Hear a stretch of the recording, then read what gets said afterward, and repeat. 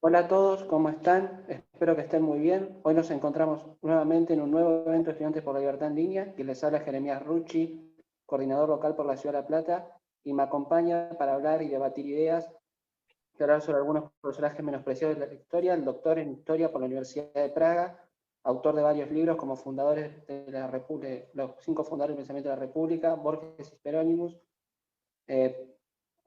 profesor profesor de ORT en Uruguay, el doctor Ricardo López Gotti. ¿Cómo está? Hola, buenas tardes. ¿Qué tal? Muy bien. La idea, doctor, es hablar de distintos personajes como Francisco Barreteveña, Leandro Alem y Marcelo Torcuato de Alvear, por el título que es La Revolución del Parque y el Espíritu del Liberalismo. La primera pregunta que podríamos hacer es ¿por qué, tanto por la Unión Cívica Radical o por la historia, personajes como Alem, como Barreteveña, que son republicanos, federales, fueron menospreciados? ¿Qué opina usted? Sí, es muy interesante cómo es que se ha tergiversado quién fue Leandro Alem y cómo fue olvidado Francisco Barroetaveña. Eh, Porque Francisco Barroetaveña va a ser el que dé inicio a lo que va a ser la Unión Cívica de la Juventud y luego la Unión Cívica y a partir de ahí, en 1891, la Unión Cívica Radical, con una gran actuación política a lo largo de muchos años, actuación parlamentaria, actuación política, incluso llegó a ser candidato a presidente de la República, y cómo es que estos personajes o han sido tergiversados u olvidados por la historiografía argentina. Y cuando uno empieza a estudiar todo lo que fue la historia parlamentaria argentina, que es algo riquísimo, que es de mucha intensidad y muy interesante, porque nuestro Congreso tuvo realmente legisladores de primer nivel, con debates de gran altura y con gran profundidad. Sin embargo, toda esa etapa de la historia ha sido opacada y en general lo que vemos es que ha predominado más una historia de tipo partidista para tratar de imponer visiones desde distintas facciones políticas o líneas internas políticas sobre lo que es una historia documentada.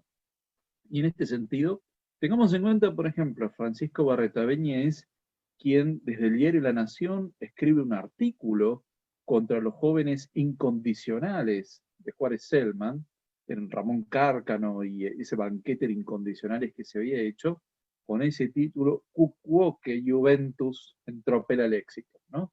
Y ahí da inicio a la Unión Cívica de la Juventud, pero no se queda ahí. Es decir, la figura de él, de hecho, él es uno de los que fomenta esto, era un abogado entrerriano que había estudiado en Buenos Aires y que tiene una larga trayectoria política.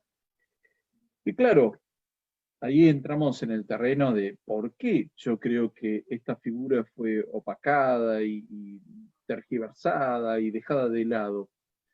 Porque él era un liberal clásico, típico del siglo XIX, y que junto a Leandro Lem van a constituir no solo lo que es la Unión Cívica, sino después la Unión Cívica Radical, y le van a dar un contenido doctrinal, le van a dar un contenido ideológico, que muchas veces ha quedado de lado eso, y lamentablemente hay quienes hablan de Alem, pero no saben qué es lo que pensaba Leandro Alem, qué pensaba Francisco Barretaveña, es decir, Alem desde el Senado, Francisco Barretaveña desde la Cámara de Diputados, los dos presentaron un cuerpo de ideas muy coherente y que era republicano, liberal y federal.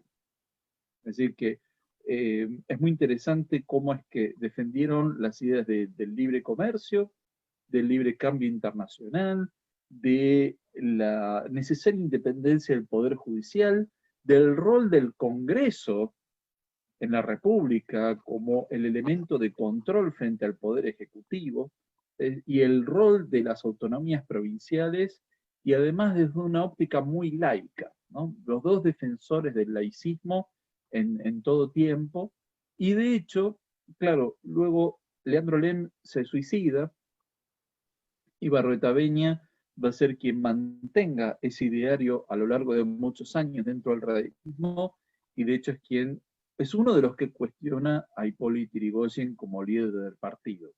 Entonces yo creo que a partir de ahí es donde vemos que estas dos figuras tan importantes como Alem y Barroetaveña, para entender la etapa fundacional del radicalismo, es que quedaron arrumbadas a un lado, y en el caso de Leandro Alem es como se lo fue tergiversando en su pensamiento. Inclusive Barroetaveña habla de la separación de la Iglesia y el Estado, habla sobre el divorcio, de cuestiones que hoy por hoy están en velo en la discusión de las ideas hoy en día. Sí, exactamente. Te agradezco que hayas puesto esto sobre el tapete, porque Barroetaveña era un laicista muy, muy fuerte.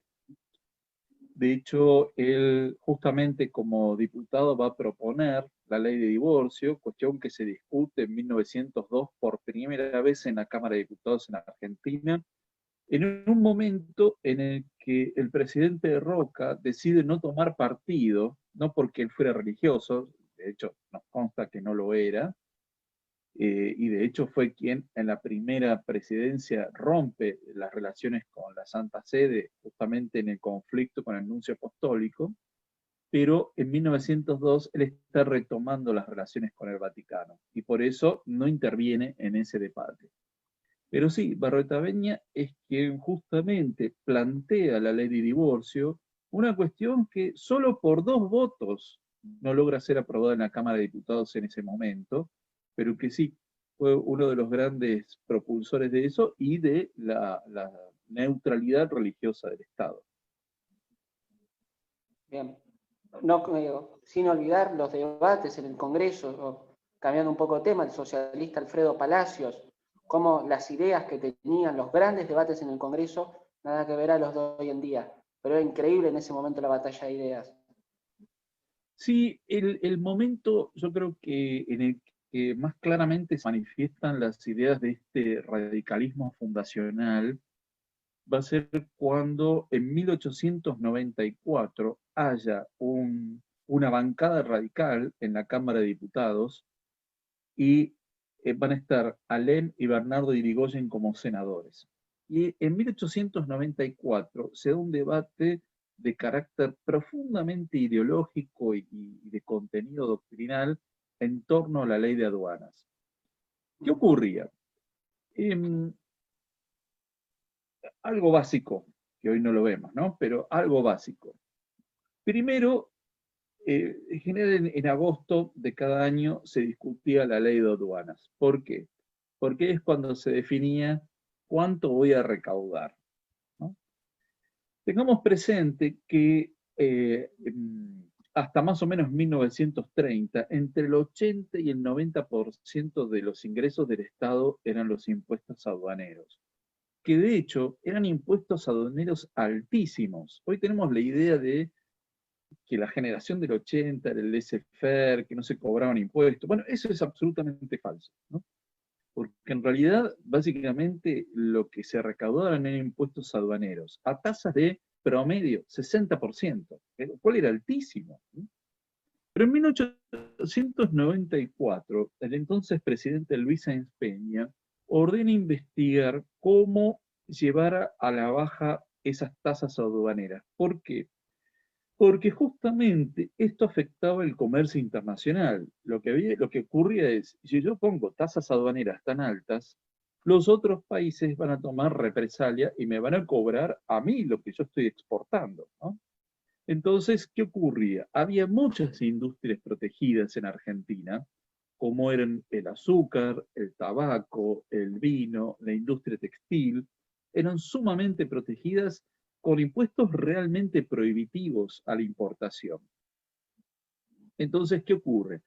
En 1894 se manda a elaborar un libro sobre un informe y en base a eso, justamente ahí Barroetaveña desde la Cámara de Diputados y Alem desde el Senado van a cuestionar esa política proteccionista que definía el PAN. El PAN se definía como un partido proteccionista. Entonces, bueno, acá se nos vienen todos los libros abajo de todo lo que dice gran parte de la historiografía argentina, mostrando a la generación del 80 como el laissez-faire absoluto, ¿no? No, no, era un partido netamente proteccionista, con algunas figuras que eran librecambistas. Pero estoy hablando de Carlos Pellegrini, proteccionista, Vicente Fidel López, y bueno, y a medida que uno ve cuáles eran las tasas aduaneras, se da cuenta que realmente era un país proteccionista. De hecho, muchos productores rurales de la provincia de Buenos Aires también estaban muy preocupados por esta política proteccionista de los gobiernos desde Roca, Juárez Selman, Luis Sáenz Peña, ¿sí? Pellegrini, estaban muy preocupados por esto porque esto afectaba lo que ellos estaban exportando. Entonces, muchos productores rurales incluso intentaron crear un partido agrario, que en la provincia de Buenos Aires se llamaba Unión Provincial, pero que después fue copada por los elementos del PAN de la provincia de Buenos Aires y les tomaron el partido, ¿no? Pero a tal punto era importante esto, ¿no? Que este de los impuestos aduaneros, que entonces el radicalismo en 1894, con esta bancada, bueno, va a plantear esta discusión, y ahí Barroetaveña va a defender la idea del libre comercio internacional. Y va a decir, eso es lo que establece la Constitución argentina. ¿Y en qué autores se basa? Dice, Juan Bautista Alberdi, Sistema Económico y Rentístico. Es decir, Bastiat, lo va a citar a Adam Smith, es decir, a los grandes autores liberales de la época, los va a citar Barroetaveña, y lo mismo va a ocurrir con respecto a Leandro Leem, y además esta campaña, que no era solo parlamentaria, también se va a manifestar a través de un diario que tenía el Partido Radical en ese tiempo, que se llama el diario El Argentino, que era básicamente un medio de prensa sostenido por Bernardo de Irigoyen. Entonces, era una campaña muy interesante desde el punto de vista de la modernidad que estaba presentando la Unión Cívica Radical en ese tiempo, de buscar no solo la actividad parlamentaria, sino también empezar a influir a través de los medios de comunicación y en este caso específicamente de un diario propio. Para los que están en el vivo, el tema de las aduanas, que está defendiendo el doctor Ricardo. ¿Qué podría decirnos al respecto? Claro, dicho, este es un tema que va a ser recurrente durante varias décadas, ¿no? En principio, el radicalismo y sobre todo esta bancada dirigida en diputados por Barroetaveña y en el Senado con la presencia de Leem va a sostener esto. Y acá nos va a dar una paradoja, ¿no? Porque luego, ¿qué partido va a tomar esta idea? Desde otra óptica, ¿no? Pero que esto tampoco es muy conocido.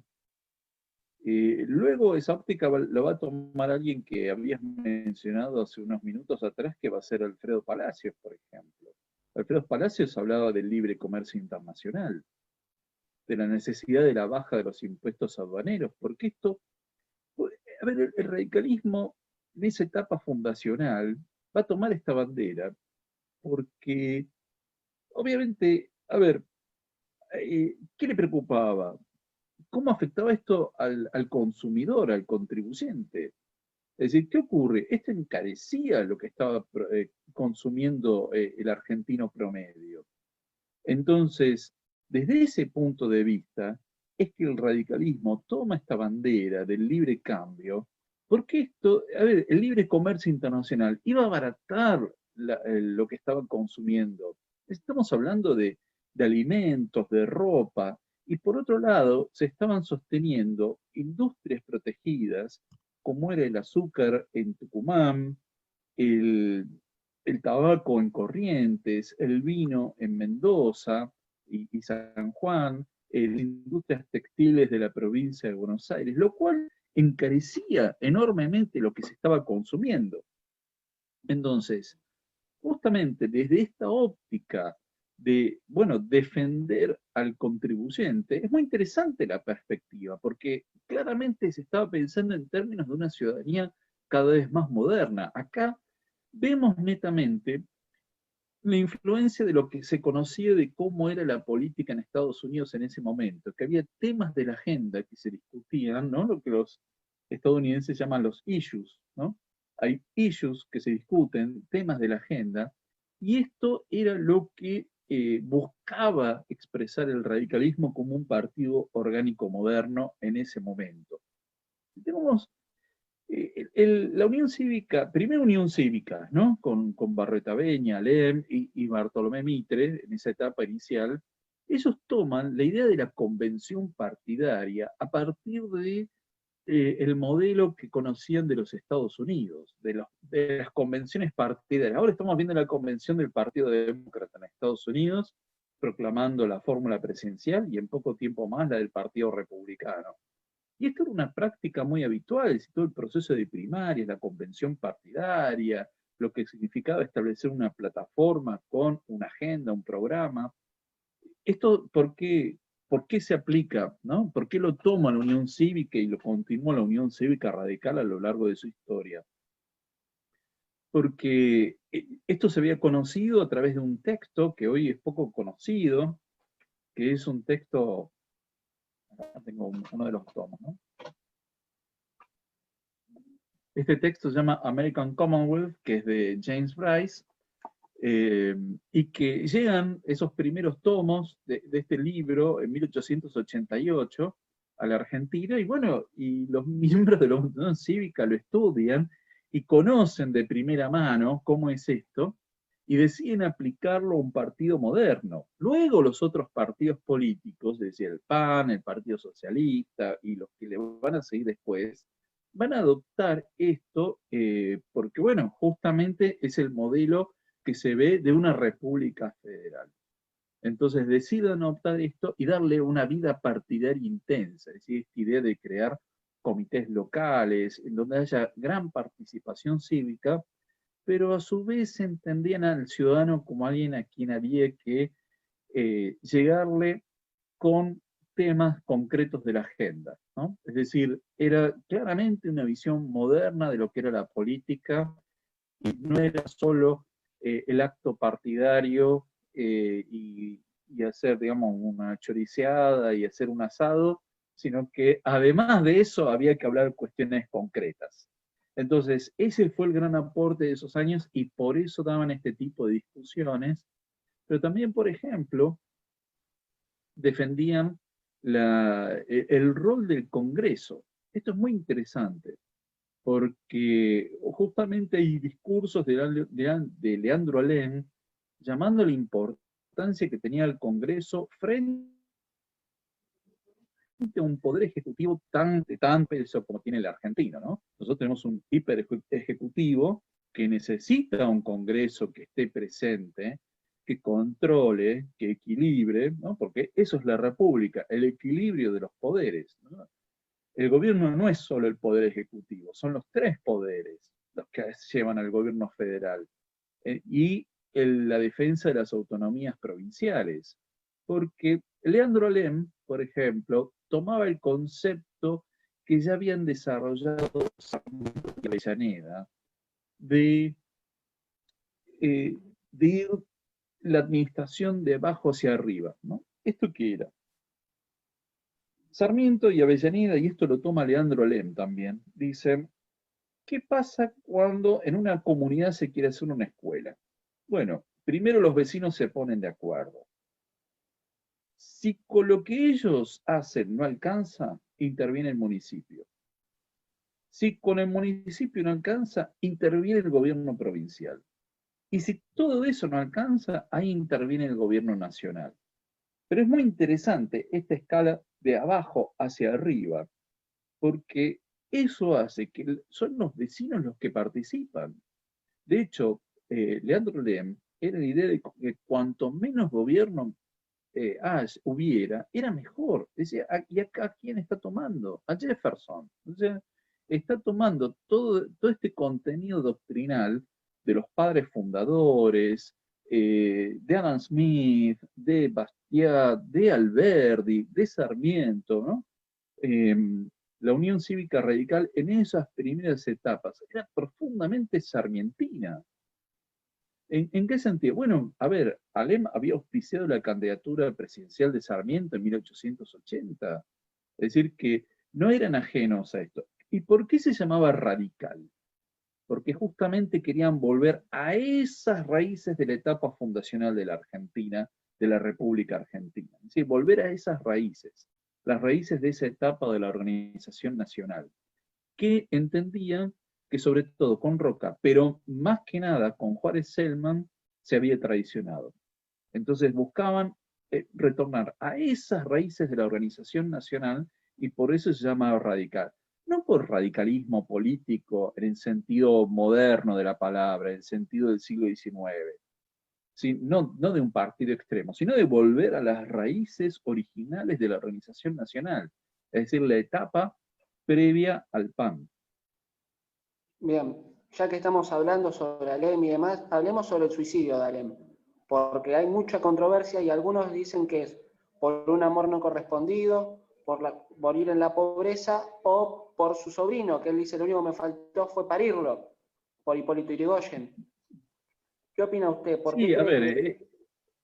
es muy difícil saberlo. No, a ver, está claro y hay una biografía muy interesante que escribió Ezequiel Gallo que yo recomiendo sobre Leandro Alem, que más que nada explora las coordenadas ideológicas de Leandro Alem.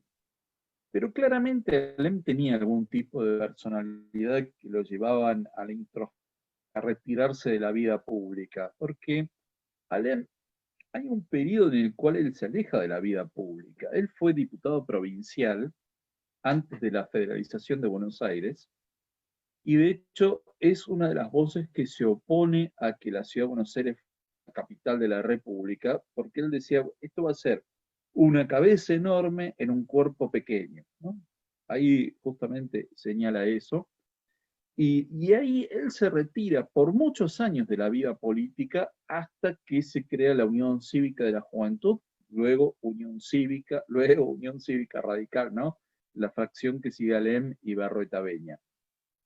Dice que prácticamente durante una década él se aleja, ¿no? Se dedica a su carrera como abogado, a la lectura, siempre muy vinculado a la vida del barrio popular, ¿no? Porque esta es también una característica de él, no era tanto un miembro de la élite, sino alguien de los barrios populares, de lo que era Buenos Aires en ese entonces, y probablemente haya tenido algún tipo de vida melancólica o nostálgica que puede ser que haya sido por algo de carácter sentimental que se haya suicidado.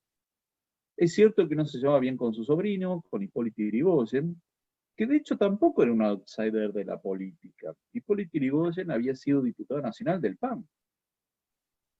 O sea, no era un outsider de la política. Luego él entra en el radicalismo, pero la verdad es que tampoco contamos con tanta documentación como para poder tener una visión adecuada sobre cuál era la relación entre ellos, ¿no? Porque, bueno, no hay tanto de lo que era la actuación de Leandro Alem y muchas veces son más conjeturas o versiones que circulan en torno a los dos personajes.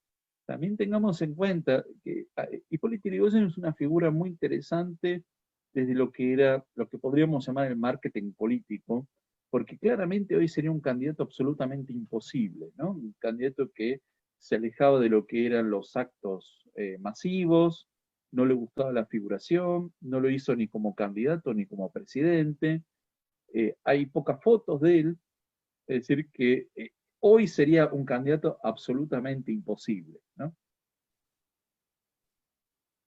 Bien, sí, creo que es el historiador Gallo, que habla que es un liberal romántico, habla sobre Alem en una entrevista. Sí, claramente era un romántico y claro, cuando él se suicida, ahí el radicalismo entra en una etapa de conflicto interno en el sentido de quién dirigía el radicalismo.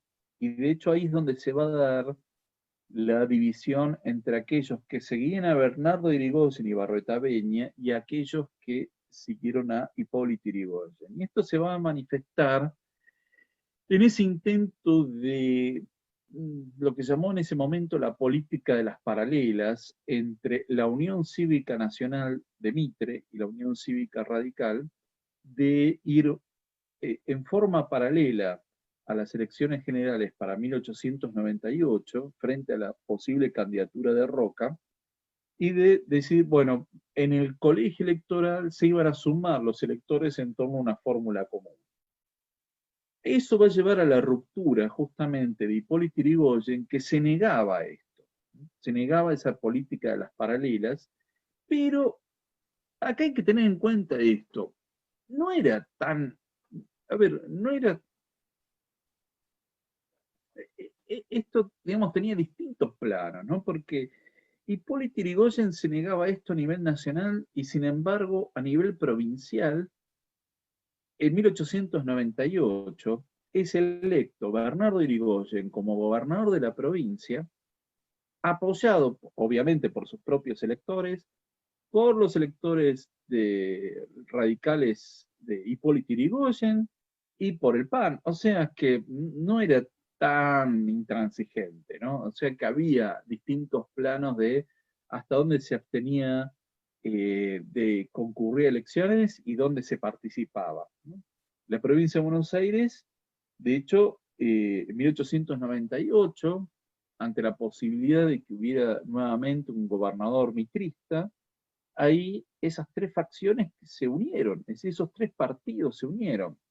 Pero en 1897 se da esta división entre lo que se llamaron los radicales coalicionistas, ¿no?, de Bernardo Yrigoyen y Barreta Beña, y los radicales intransigentes de Hipólito Yrigoyen.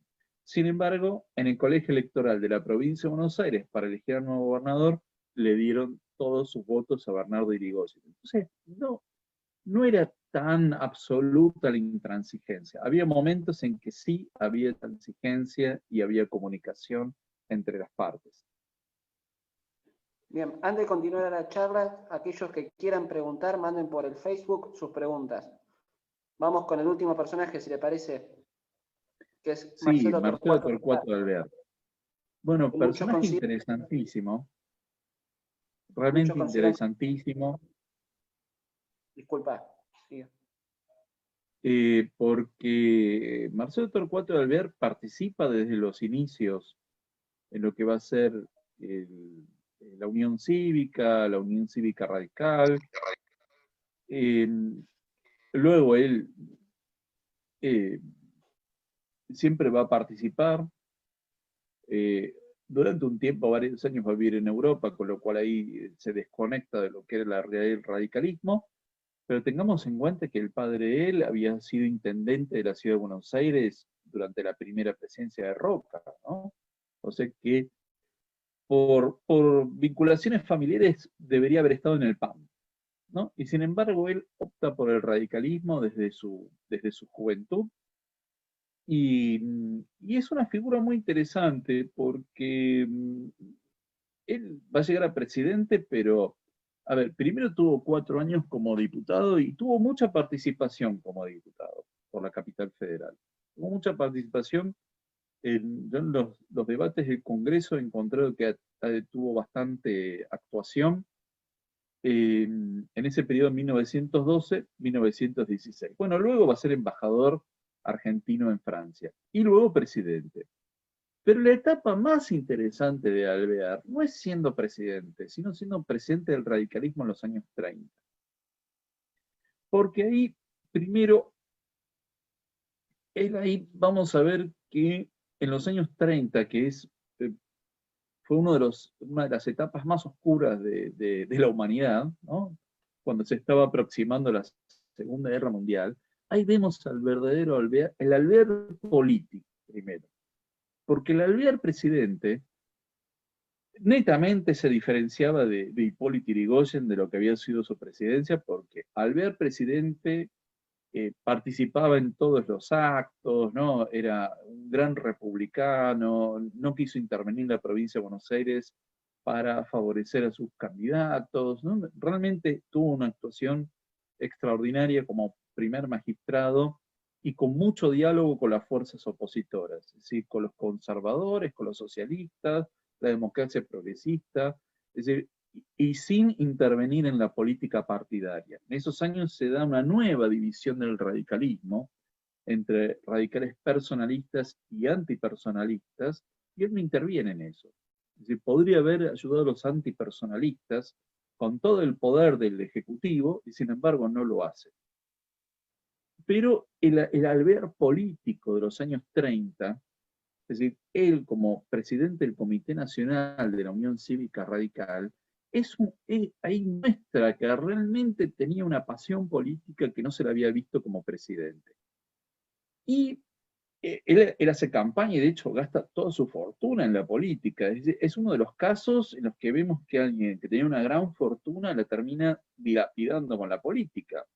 Es decir, todo lo contrario a lo que vemos en otros personajes que entran pobres y salen ricos. Bueno, él entró rico y salió pobre de la política. Él gastó toda su fortuna y, digamos, puso el cuerpo y toda su energía en eso. Pero en las horas más oscuras de lo que era en esa etapa de la humanidad, él ahí se va a manifestar como un verdadero demócrata, como un demócrata liberal. ¿En qué sentido? Bueno, en 1937, cuando se postula a presidente, en una elección que probablemente haya ganado legítimamente, pero que se le robó por el fraude patriótico, ¿no? Ese fraude existente que lo llamaban patriótico, eh, bueno, él defendía, por ejemplo, la libertad económica, defendía las libertades políticas. Él luego se va a sumar a lo que se llamó Acción Argentina, que era una entidad que reunía a todos aquellos que sostenían el esfuerzo de los aliados frente al eje nazi-fascista. Y esa Acción Argentina, ¿quiénes estaban? Bueno, y estaban Victorio Campo, y estaba Borges, Hussein, ¿no? Estaban nuestros grandes intelectuales de la época, estaban en Acción Argentina, y había políticos, muchos, ¿no? O sea, ahí estaban, por ejemplo, el socialista Nicolás Repetto, había figuras, algunas del conservadurismo, como Patrón Costas, por ejemplo, Julio Roca Hijo, estaba en Acción Argentina, y que ellos, ¿qué defendían? Bueno, la postura de defender a las democracias frente al eje, lo cual era, uno diría, bueno, pero es lógico. No, en ese momento no era tan lógico. ¿Por qué? Porque, bueno, había una gran presión a favor del eje, y en ese momento, ¿qué se pensaba? Que las democracias eran el pasado. La idea general que había en la opinión pública es que las democracias liberales eran el pasado, eran el siglo XIX, que la ola del futuro era totalitaria, o nazi, ¿no? O nazi o fascista, o la Unión Soviética, pero no se pensaba que las democracias liberales fueran el presente y el futuro. Y en ese contexto, ahí es donde Alvear va a tener una posición muy clara en defensa de las libertades, de la democracia. Incluso en esa campaña de 1937 llama a contener la intervención del Estado en la esfera privada, llama a defender la iniciativa privada, es decir, que tiene un discurso de contenido doctrinal que hace que básicamente está volviendo las ideas que habían planteado originalmente el radicalismo en tiempos de Alem y Barretaveña. Pero ¿qué pasó? Hay un momento en que el radicalismo con Hipólito Yrigoyen tuvo un quiebre. Hubo una polémica en 1908 entre Pedro Molina, que era el presidente del Comité Nacional del Radicalismo, e Hipólito Yrigoyen, porque Pedro Molina decía, bueno, el radicalismo tiene que volver a sostener las banderas del libre cambio, tal como se hizo originalmente. Esto tenía que ver con un debate de aduanero. Yrigoyen dijo algo muy efectista, pero sin contenido, que era, nosotros no somos ni proteccionistas ni librecambistas, somos argentinos. Está muy bien, o sea, para la tribuna está bien, ¿no? O sea, si yo voy a un club y tengo que decir eso, lo digo. Pero eso no significa absolutamente nada. Es decir, a la hora de definir cómo voy a cobrar, si voy a cobrar muchos impuestos o pocos, no significa nada decir soy argentino. Que me disculpen, pero no significa nada. Es como decir soy de Zambia o soy de Nigeria. ¿Y qué significa eso? Nada, nada, nada, ¿no? Sí, o cobro el 60 o cobro el 10. pero no, decir soy argentino no es un número, ¿no? Entonces, eso que era muy efectista, ¿por qué lo planteaba Hipólito Yrigoyen? Porque él busca convertir al radicalismo en un catch-all party, es decir, un partido que atrape todo, ¿no? Que sea muy heterogéneo, que atrape gente que es proteccionista, que es librecambista, que es más liberal, que es laicista, que es más religiosa, ¿no? Atrapar todo, ¿para qué? Porque Irigoyen lo planteaba como la causa contra el régimen, ¿no? Incluso hasta tenía el radicalismo un discurso por Hipólito Yrigoyen, como un discurso hasta de carácter religioso, ¿no? Hablaba de la ortodoxia, el apostolado, la causa, los otros eran el régimen. Y en realidad, a ver, en la política tiene que haber negociación, tiene que haber diálogo entre las partes. Lo que uno aspira es que todos los actores políticos en una democracia entiendan que hay que respetar los principios del Estado de Derecho. Así que tengamos en cuenta que hay reglas comunes que todos estamos dispuestos a jugarlas. No siempre ocurre, ¿no? O sea, en el escenario político actual hay una parte de los jugadores que no está de acuerdo con las reglas de juego y hace todo lo posible para romperlas. Pero lo ideal es que todos los actores estén de acuerdo. Es como un partido de fútbol. Si todos los jugadores tienen que estar de acuerdo en cómo se va a jugar. Si no, es imposible. Si alguna parte dice, no, nosotros jugamos con la mano y no sé qué, bueno, es imposible jugar. Pero en un Estado de Derecho, en una democracia liberal, se supone que todos los actores participantes tienen que creer en los valores y los principios que se están jugando. Ahora es muy interesante que este discurso de la intransigencia y demás se manifestaba de la tribuna para afuera, pero cuando uno empieza a ver la historia parlamentaria, cómo se actuaba en el Congreso, lo cierto es que había mucha coincidencia entre radicales y conservadores y otras fuerzas. Es decir, que no era tanto, es decir, eso era más, yo creo que era más para la tribuna que para lo que realmente era la acción de gobierno, en donde uno ahí sí podía haber plasmado que había mucho diálogo y mucha coincidencia en elementos básicos de lo que era Argentina. Es decir, si uno ve cuál era el modelo económico y social de los gobiernos radicales, no difiere tanto de lo que habían sido los años anteriores. Es decir, hay una gran continuidad. Obviamente va a haber matices, pero en lo general hay una gran continuidad. Sí, digamos que los radicales mantienen y el problema empieza con la década del 30, que empieza la implementación del Banco Central, después de intervención en el peronismo, o sea, desde las presidencias fundadoras, 1860, 1930, sacando algunas cuestiones ideológicas, el punto de partida y demás coincidían todos. Exactamente, y es muy interesante que en la década del 30, primero, recordemos que el radicalismo no participa en las elecciones de 1932 porque el gobierno veta la candidatura de Alvear, y ahí es donde el radicalismo se llama la abstención en 1932, pero además la bancada opositora va a ser básicamente el Partido Socialista. En ese momento llegó a tener 43 diputados. ¿Y qué defendía esa bancada? Defendía el patrón oro, defendía el libre comercio internacional, es decir, muchas cosas que luego también va a defender el radicalismo con Alvear, a tal punto que se llegó a hablar de la posibilidad de una fórmula común que iba a ser Alvear Repetto, es decir, Marcelo Torcuato Alvear y Nicolás Repetto, luego no se plasmó para 1937, porque eran muchas las coincidencias que había a nivel doctrinal entre esas fuerzas políticas. Bien, vamos a empezar con las preguntas. Pregunta Nelson Alvarado, Adelante. coordinador. Dice lo siguiente: si cree usted que hubo una suerte de teléfono descompuesto con las ideas liberales hoy en día, porque están sacando que ahora hubo una resucitación, digamos, de las ideas, se volvió a poner en juego, inclusive hace unos días una persona muy cercana al presidente habló que hay que tener cuidado con las ideas liberales porque estamos formados y demás.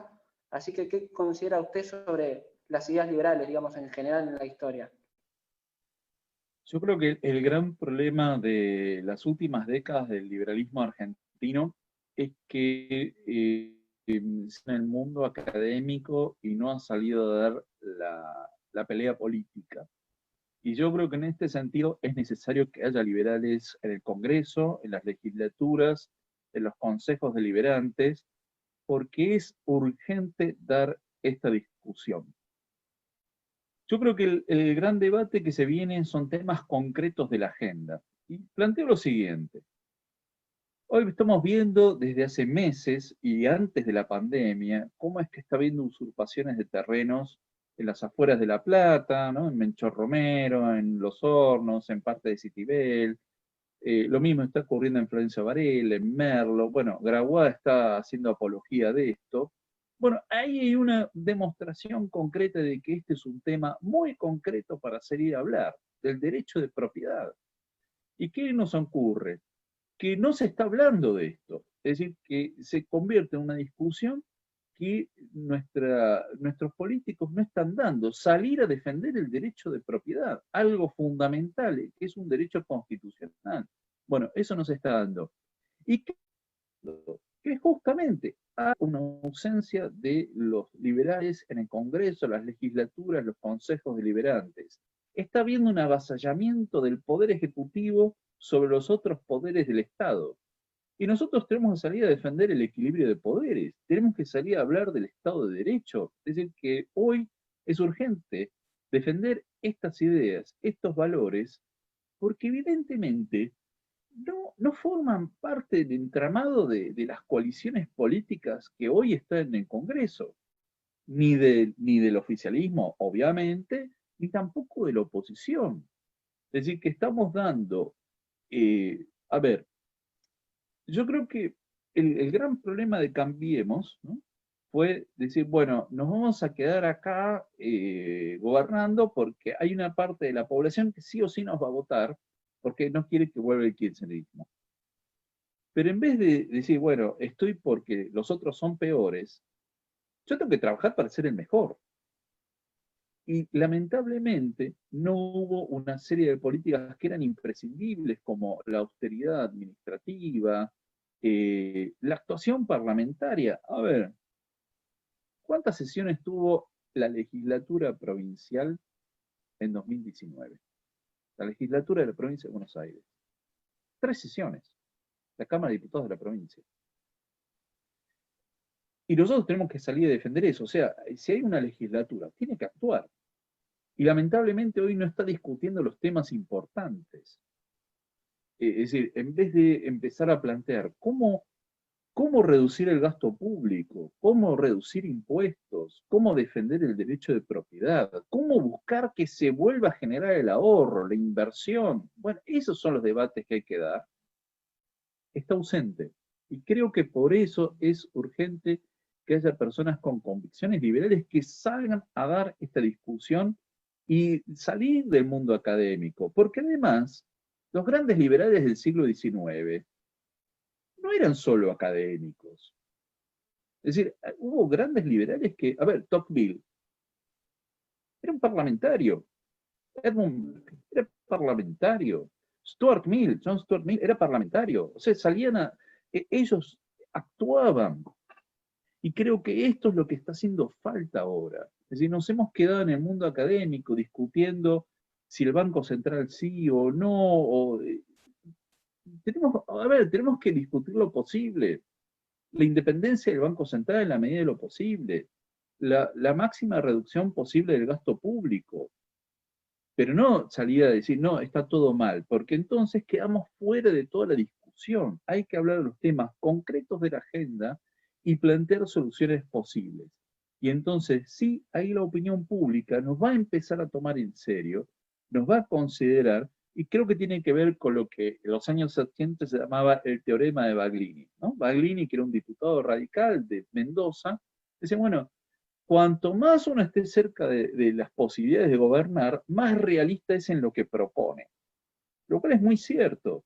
Entonces, hay que empezar a hacer propuestas realistas y viables para poder acercarse a la posibilidad de gobernar y hacer la transformación necesaria. Y esto que va a tomar muchas décadas, no se va a arreglar en un periodo de gobierno, pero claramente hay que dar ese debate en los ámbitos parlamentarios. no solo en la academia, porque si no vamos a convertirnos como el trotskismo, en una rareza, que da el debate académico, pero no sale a los ámbitos parlamentarios a discutir. Bueno, ¿y hoy qué nos pasa? Que hay más trotskistas que liberales en el Congreso. Sí, pregunto a otro usuario sobre el rol de Natalio Botana, sobre el derrocamiento de Irigoyen, y la presencia de los medios, que ya desde hace décadas que es presente. Bueno, ahí estamos hablando del tío del politólogo, aclaremos eso. Natalio Botana era el director del diario Crítica, alias Poroto Botana, y que sí tuvo mucha actuación. El diario Crítica era un diario muy influyente en los años 20, era el diario vespertino, el diario que... Pero que hay una curiosidad, porque en 1928 apoyó la candidatura de Irigoyen, el diario Crítica, y luego salió a cuestionarlo. Es cierto, en las oficinas del diario Crítica se reunían Agustín Justo y otros para conspirar en el derrocamiento de Irigoyen, lo cual fue una barbaridad de carácter institucional y abre un ciclo de pronunciamientos militares que hoy lamentablemente seguimos viendo las consecuencias de lo que esto significó, esa ruptura del orden constitucional. Y que además ahí hubo otra agenda, una agenda paralela de José Félix Uriburu y todo el grupo de la Nueva República, que quería instaurar un gobierno de carácter corporativo prácticamente fascista. Pero después, de hecho, Poroto Botana tuvo que irse al exilio durante un tiempo, tuvo que estar en Uruguay, no pudo volver y recién va a volver cuando Agustín Justo sea presidente.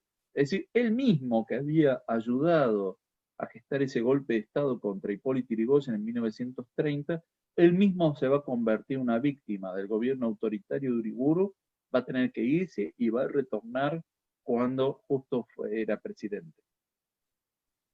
Bien. Nelson, ¿querías preguntar algo? Sí, bueno, no puedo activar la cámara, pero bueno, pregunto, ahí creo que se activó ya.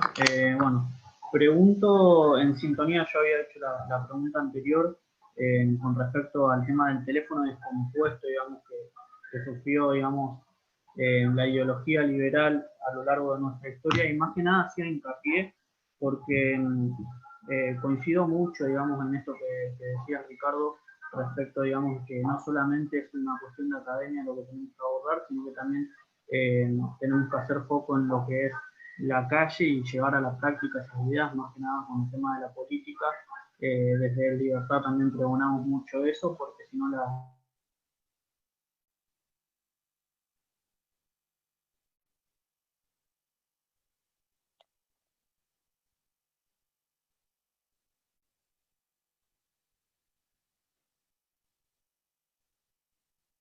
¿Se perdió Nelson? Parece que Nelson.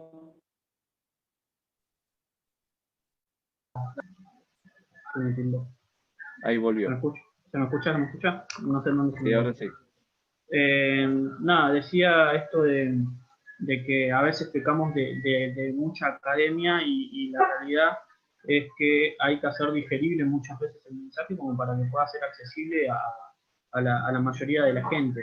Y por eso mi pregunta más que nada en sintonía esto con el teléfono descompuesto decía, porque quizás muchos dirigentes políticos o muchos referentes por ahí recurren a personajes históricos que tuvieron que ver mucho en la formación, digamos, de nuestra patria, de nuestro país, y por ahí sin recurrir justamente a sus ideas liberales. Muchos hablan de San Martín, del mismo Alberdi, o bueno, sin ir yendo más a lo que es la etapa contemporánea, el mismo Perón sufre eso, porque a veces tienen, digamos, varias interpretaciones y, y a veces incluso si tomás algunas cosas de Perón pueden coincidir, digamos, bastante con nuestro pensamiento. Yo tengo muchos amigos que por ahí yo los chicaneo porque les digo que son liberales, que se hagan cargo, pero Pero nada, mi pregunta iba más en esa sintonía, si no hubo, digamos, un teléfono descompuesto, digamos, que se fue, digamos, desvirtuando el mensaje de nuestros próceres a medida que fueron pasando los años. Sí, yo creo que hubo un error grave de muchos liberales de pelearse con la democracia, ¿no? Es un error que tuvieron varias generaciones de no aceptar que, bueno, que la democracia hay que participar y que no hay que ser tan purista, o sea que obviamente hay que tener un norte, hay que tener una brújula para actuar.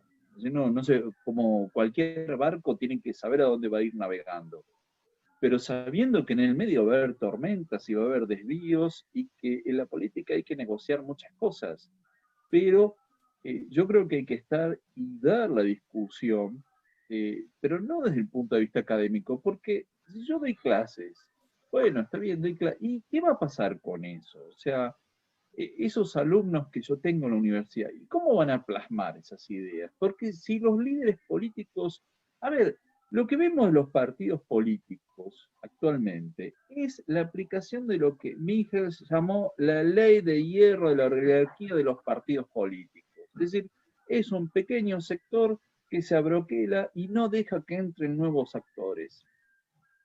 Y eso es lo que nos está pasando. Entonces, a ver, los partidos tradicionales claramente tienen esa ley de hierro.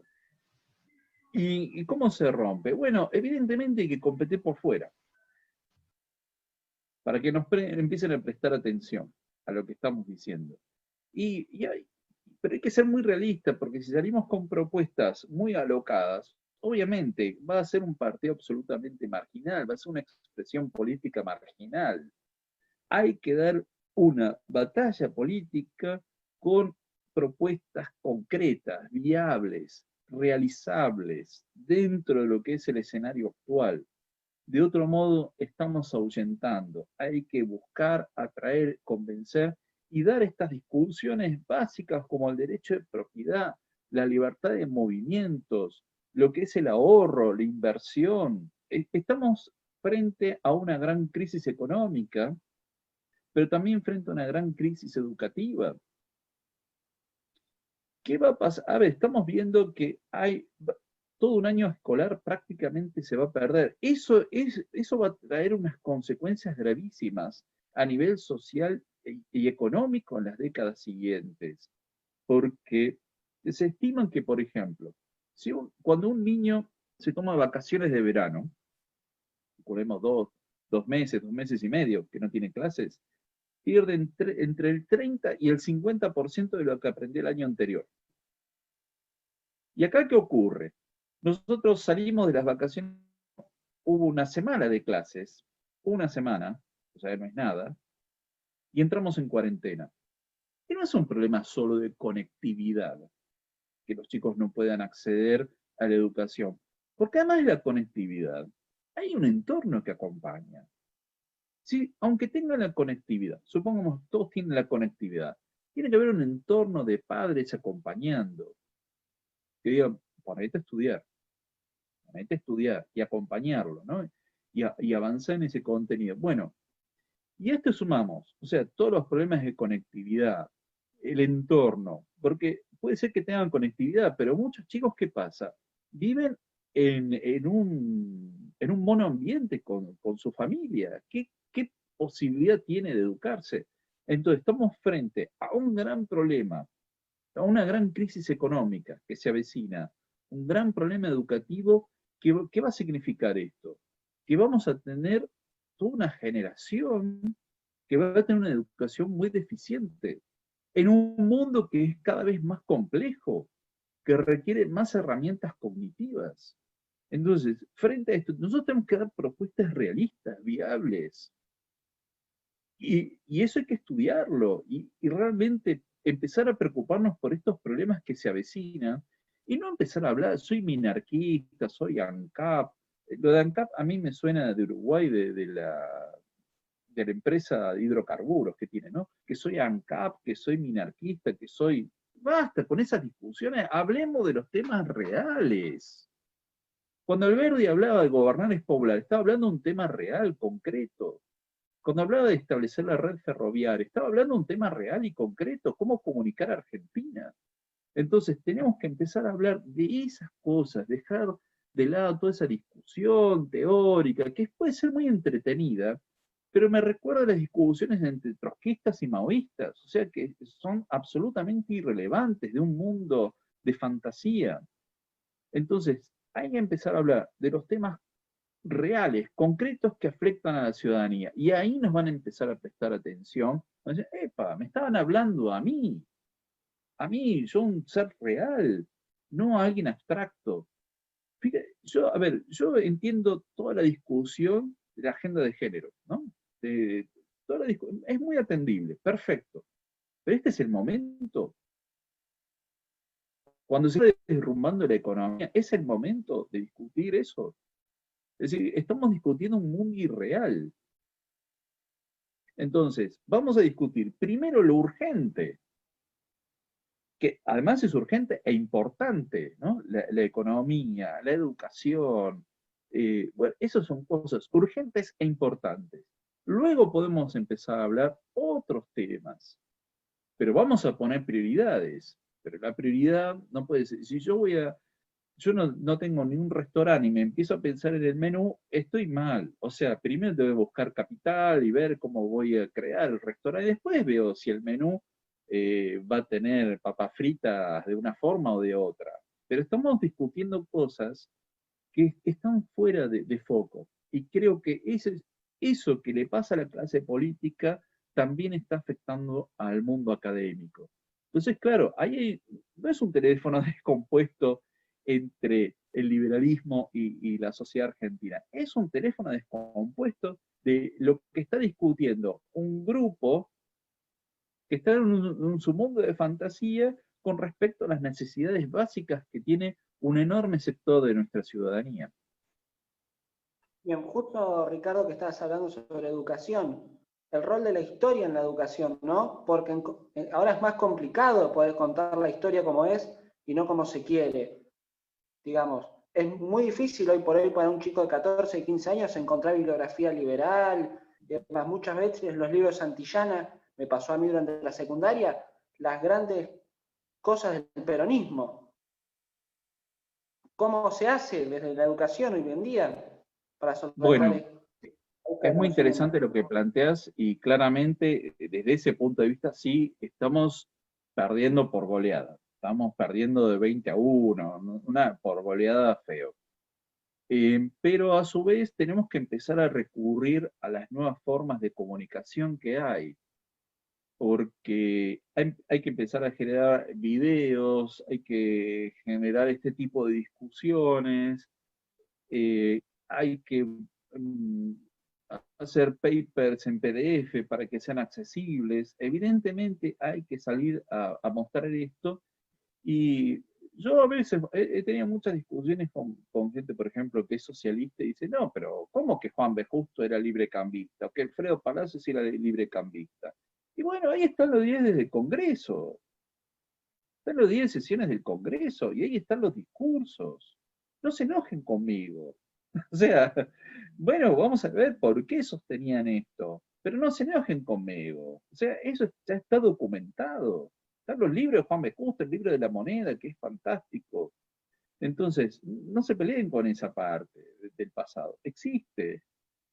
Pero lamentablemente hay una tendencia a creer más en la historia partidaria, en lo que yo quiero creer que me digan, y no lo que está documentado. Bueno, creo que es una de las grandes discusiones que hay que dar también a nivel educativo, y yo me acuerdo de haber visto un manual, por ejemplo, no me acuerdo de qué editorial era, pero recuerdo haber visto un manual donde se relativizaba absolutamente lo que había sido el genocidio ucraniano, el Holodomor, por ejemplo. Decía, bueno, algunas personas estaban en desacuerdo. Estamos hablando de 8 millones de muertos.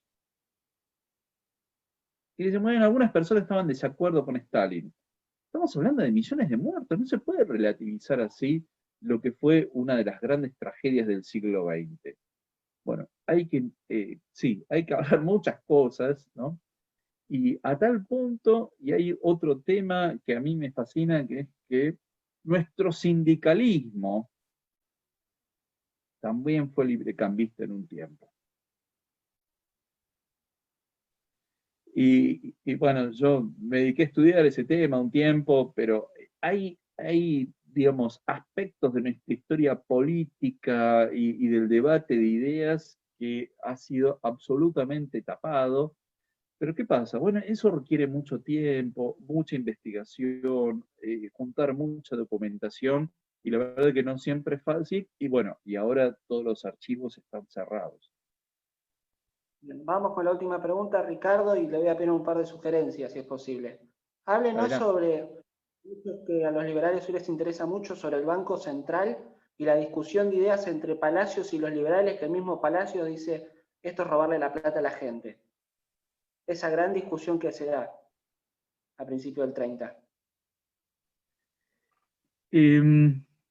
A ver, sí, lo que sostenía el Partido Socialista con esa bancada de los años 30 era la necesidad de volver a la caja de conversión, al patrón oro. De hecho, en 1914, cuando se cierra la caja de conversión y se termina con el patrón oro, una larga convertibilidad del patrón oro entre 1901 hasta 1914, que por la Primera Guerra Mundial se tiene que abandonar. Y ahí Juan B. Justo, bueno, Alfredo Palacios y otros dan la discusión de que había que mantener el patrón oro. Pero es muy interesante porque eh, ellos decían, bueno, hay que sostener el valor de la moneda, porque toda depreciación de la moneda significa eh, una pérdida del poder adquisitivo de los obreros, de los trabajadores. Muy interesante el punto de vista, y de hecho hay un librito que se llama La moneda, de Juan B. Justo, en el que toma toda la escuela clásica de la economía política, y tenía muy claro esto. Y de hecho Juan B. Justo también viajó a los Estados Unidos, y eso lo plasmó en el diario La Vanguardia. Él tenía una gran admiración por los Estados Unidos, y el Partido Socialista se sentía identificado con Alberdi, con Sarmiento. Es decir, que había una línea histórica que ellos buscaban darle continuidad. Pero sí, en 1930, de hecho, la bancada socialista fue muy crítica de las juntas reguladoras de la economía, por ejemplo, de la Junta Nacional de Granos, de la Junta de Azúcar, del vino. Fue muy crítica de eso, y quien quiera ver un poco de primera mano, eh, justamente acá vamos a las fuentes, Nicolás Repetto, no el animador actual, ¿no? Nicolás Repetto, el socialista. Nicolás Repetto tiene un libro que se llama Mis Memorias, Mi paso por la política. El tomo 2 lo dedica a los años 30. Y ahí él relata muy bien cuál era la posición del Partido Socialista frente a las regulaciones de la economía, frente a lo que fue el pacto Roca-Ranciman, por ejemplo. Decía, bueno, lo que hay que fomentar es el libre comercio internacional. Es decir, que era una posición bastante clara, y estaban en contra de crear el Banco Central, y sí a favor de recrear la caja de conversión para volver al patrón oro. Bien, para ir finalizando, ¿qué sugerencia historiográfica podría dar para entender la historia argentina como es? ¿Qué Yo libros y demás? sugiero, sí, hay autores muy, muy buenos. Yo primero algunos clásicos como Ezequiel Gallo, que fue uno de nuestros grandes historiadores, un gran maestro de muchas generaciones, que además él tenía una gran comprensión de la filosofía política, y de hecho es alguien que estudió a la Ilustración escocesa, Adam Ferguson, Burke, los conocía de primera mano, los aportes de Hayek, de Mises, los conocía muy bien. Otros autores como Eduardo Zimmerman, que tiene un libro fantástico que se llama Los liberales reformistas, que lamentablemente no ha vuelto a ser publicado, pero hay que buscarlo y reeditarlo, de ser posible. Y hay otros autores que han buceado en la historia del radicalismo, como por ejemplo Paula Alonso, tiene dos libros extraordinarios, uno sobre el radicalismo, otro sobre el PAN. Y bueno, los libros de Natalio Botana, digamos, del sobrino, ¿no? de Poroto Botana, el director de crítica, que siempre son muy buenos. Es decir, hay muchos autores que han trabajado muy bien en esta línea y que han ido aportando documentación, porque yo lo que me he encontrado muchas veces es que estando en los archivos estuve en un trabajo verdaderamente solitario y yo pensaba siempre, ¿y dónde están mis colegas? Yo estuve muchos años, varios meses, ¿no? Yendo hay un centro de estudios de documentación de la izquierda, CEDINSI, que está en Flores. Y pasaba horas leyendo el diario La Vanguardia. Y estaba horas ahí solo. ¿Dónde están mis colegas? O en la biblioteca del Museo Sarmiento, donde prácticamente yo era un mueble más ahí, de tantas horas que pasaba, ¿no? A veces en los meses de verano, en enero estaba ahí. Y entonces, ¿dónde están mis colegas? O sea, ¿cómo es que hacen historia sin documentación? Sin leer ellos, ¿no? Entonces, creo que lamentablemente está faltando eso. Y a medida que uno entra y empieza a leer la documentación, se encuentra con una historia que es riquísima y que hay que empezar a buscarla, a hacerla salir de toda esa oscuridad donde está, de ese olvido, porque es una historia riquísima y que a mí me asombra, ¿no? Todo el nivel de discusión que había, la calidad del debate. Bueno, eso es lo que hay que empezar a hacer, sacar a luz todo eso, porque nos va a dar la idea de lo que era Argentina en una etapa y que puede volver a ser, claramente puede volver a ser. Requiere esfuerzo, requiere mucha paciencia, requiere pasión también, pero todo eso puede volver, no estamos condenados. O sea, Argentina puede volver a ser un gran país, obviamente, si tenemos la brújula en sentido correcto. Bien. Muchas gracias a todos los que estuvieron, a usted, doctor Ricardo López Botis, y nos vemos en un nuevo evento. Bueno, muchísimas gracias por haberme invitado y por la participación de todos. Muchísimas gracias. Bien. Hasta luego.